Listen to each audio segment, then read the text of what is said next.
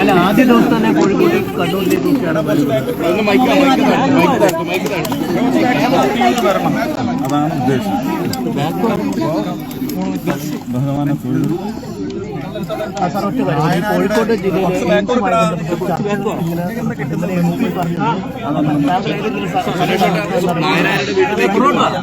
ഞാൻ ഇങ്ങനെയുള്ള ചാനൽ ചർച്ചയ്ക്ക് അധ്യയനമല്ല, ഞാൻ അതിന്റെ നെറ്റിൽ സാറ് തന്നെ ആദ്യം പറഞ്ഞത് എയിംസ് കേരളത്തിലേക്ക് കൊണ്ടുവരികയാണ് താങ്കളുടെ അതൊക്കെ പിന്നെ ആദ്യമായിട്ട് നാട്ടിലേക്ക് വരുമ്പോൾ ഞാൻ എന്റെ സുരേഷാണ് ആദ്യം. എനിക്ക് ഒരുപാട് ബന്ധങ്ങളുണ്ട്, ക്ഷേത്രങ്ങളുമായിട്ടുള്ള ബന്ധങ്ങളുണ്ട്, വ്യക്തികളുമായിട്ടുള്ള ബന്ധമുണ്ട്. എല്ലാം കണക്കിലെടുക്കാനുണ്ട്. എല്ലാ വിഭാഗം ആൾക്കാരുമാണ് എന്നെ പിന്തുണച്ചത്. എനിക്കതൊന്നും മുറിച്ച് കളയാനും പറ്റില്ല. ഞാൻ പണ്ടേ അങ്ങനെ ഇലക്ഷൻ രീതികളിലും അങ്ങനെയല്ല. സന്ദർശനത്തിൻ്റെ രാഷ്ട്രീയം മോശപ്പെട്ട ചോദ്യം നിങ്ങൾക്കൊരു ഉദ്ദേശമുള്ള മുതലേ എനിക്ക്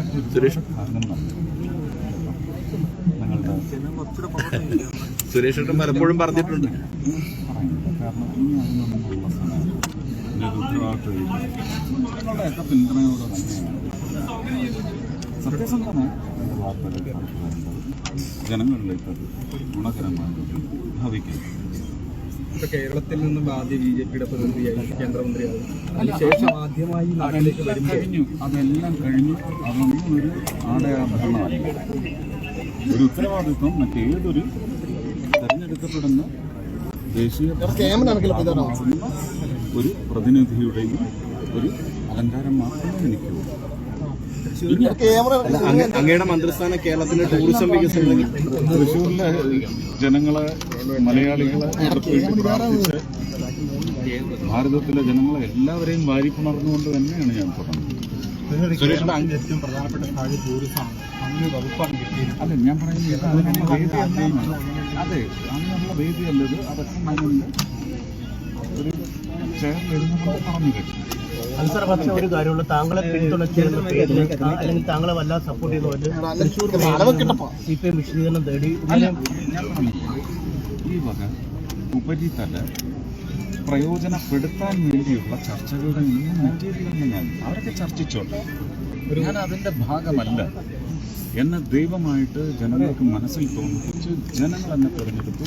ആ ജനങ്ങളെ എന്നിലേക്ക് കൊണ്ടുവരുന്നതിന് എൻ്റെ രാഷ്ട്രീയ വളർച്ചയ്ക്ക് വേണ്ടി, എൻ്റെ ഭരണപരമായ ഒരു എന്നെ ഒന്ന് സ്ഥാപിക്കുന്നതിന് വേണ്ടി, ആ ജനങ്ങളെ എൻ്റെ അടുത്തേക്ക് കൊണ്ടുവരുന്നതിന് വേണ്ടി, ക്രോഡീകരിക്കാൻ വേണ്ടി ശ്രമിച്ചു. സ്നേഹം ക്രോഡീകരിക്കാൻ വേണ്ടി അത് വോട്ടിൻ്റെ രൂപത്തിലാണെങ്കിൽ അങ്ങനെ അതിനുവേണ്ടി 1.5 വർഷം പണിയെടുത്ത തൃശ്ശൂരിലെ കാര്യകർത്താക്കൾ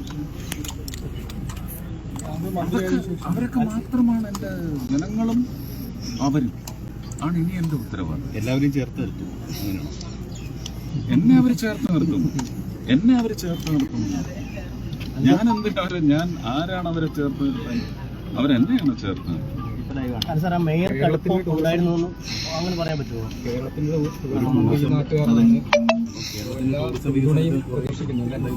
ഞാൻ ഭാരതത്തിന്റെ സഹമന്ത്രി. പിന്നെ എന്താണ് ഒരു നീതി നിർവഹണം ഭരണത്തിന്റെ ഭാഗത്ത് നിന്നുണ്ടാകുന്നത്? ടൂറിസത്തിന്റെ പേരിലായ ഏതൊക്കെയാണ് ക്രൈം സ്പോട്ട്സ്? കേരളത്തിന്റെ സ്ഥാനം എന്താണെന്നുണ്ട് പ്രധാനമന്ത്രി കേരളത്തെ കുറിച്ച് മാത്രമേ പറഞ്ഞുള്ളൂ.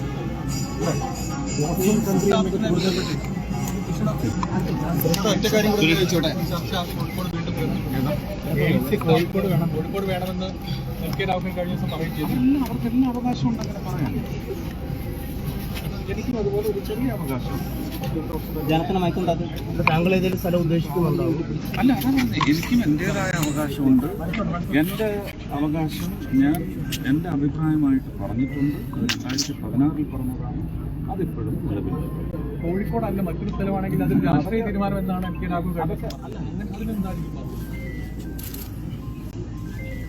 അദ്ദേഹം പറഞ്ഞതിലല്ലേ വലിയ ഒരു ഒരു ദുരുദ്ദേശപരമായ രാഷ്ട്രീയം. എന്തായാലും കോഴിക്കോട് പ്രതീക്ഷിക്കാം.